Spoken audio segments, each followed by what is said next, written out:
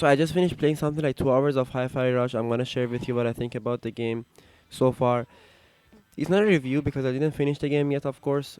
Me reviewing the game will require me to put an extra 8 hours into the game and then come up with a review too, so that will take a while. But in the meantime, I thought it would be a good idea for me to share this video with you at least until that review comes eventually in the next 2 to 3 days. Mainly because this game never got that like marketing push that video games usually get like 1 to 2 months before release, and it just got shadow dropped into the Game Pass. No one knows about it. No one even knows what it is about. So I just wanted to give you a better idea about like what you're getting into playing Hi-Fi Rush. So if you've watched the showcase, you want to know more about the game, you're in the right place. Let's go.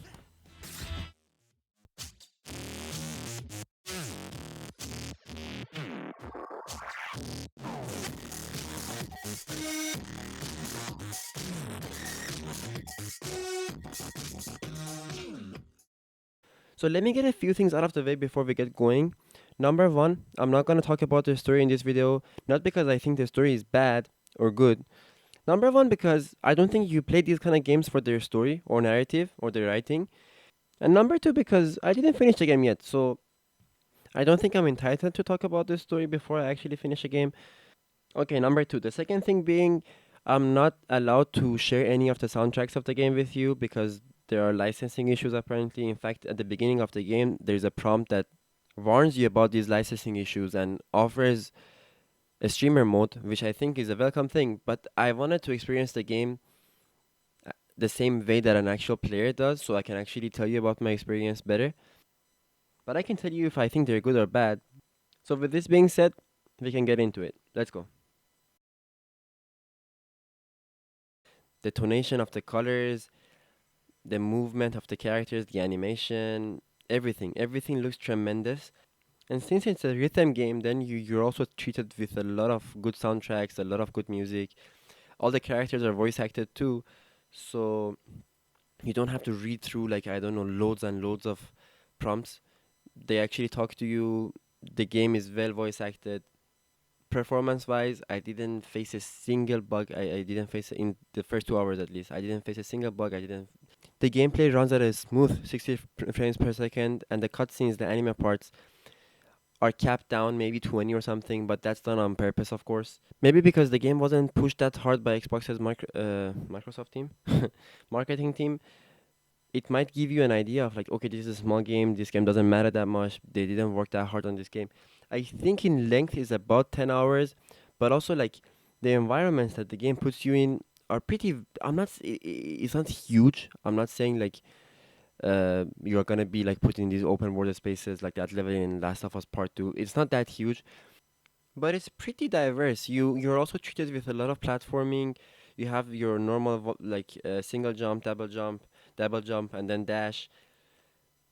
Even one part, the game puts you in a 2D platforming environment. You're not supposed to move in the 3D spaces. Basically, you're just like playing Mario, an anime-looking Mario, and it all looks really fun. It all plays really good. I think these kind of projects, these kind of love projects, are really important for Xbox at this point because the Activision deal, nothing is coming out of that yet. I don't know if it's gonna happen or not. They're Bethesda games. This is a Bethesda game, by the way, but like we didn't get those AAA games yet. We didn't get a Starfield yet. We didn't get Dreadfall yet. We didn't get any of those yet. And I think these love projects can actually keep Xbox going until those bigger projects eventually. I hope they come out and they're good. Because if they're not, then I think Xbox is over. Honestly, like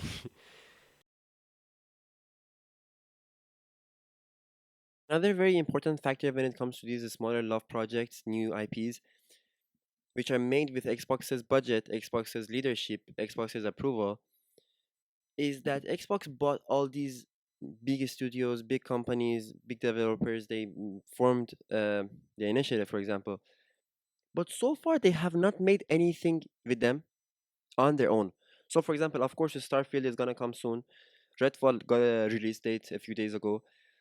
But Starfield and Redfall are not Xbox's games. They were already in development when Xbox acquired Bethesda, and they just backed these developers, these studios, to make these games better. Of course, if Bethesda was still in charge of these games, I think these games would be rushed out in a worse situation, and they had to refund some players, apologize to some people, to some customers, apologize to the shareholders, and then make these games better down the line in 2 to 3 years.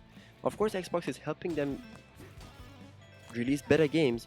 I'm not saying they're not. I'm saying they need their own IPs if they want to make these accusations more sustainable. Because Sony sometimes mocks them that the way Xbox buys studios, buys companies, is not how things work in the gaming industry, and they are right to an extent. They are correct.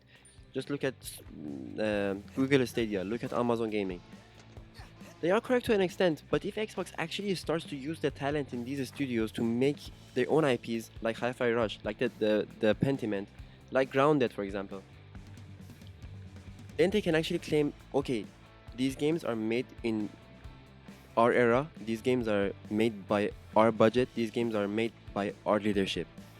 And then they can make sequels, and these games will always be a part of Xbox's ecosystem. Just how God of War, I'm not comparing Hi-Fi Rush with God of War by any chance.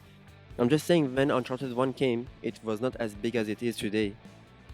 So here's hoping maybe like down the line, maybe in 20 years, these love projects that Xbox is approving of right now, they can become really huge IPs. Like maybe they can compete with their competitors. And in this case, I don't see any competition for this game, both like visually or like the way that like the game plays with the beats and everything.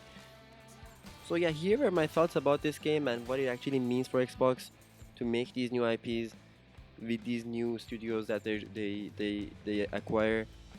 But yeah, I'm gonna post my review about the game soon in the next 2 to 3 days. I have to finish it and I have to come up with a review too. So that's gonna take a while. If you like this kind of stuff, if you like the stuff that I talk about, please like and subscribe. Comment down below about what you want me to improve upon.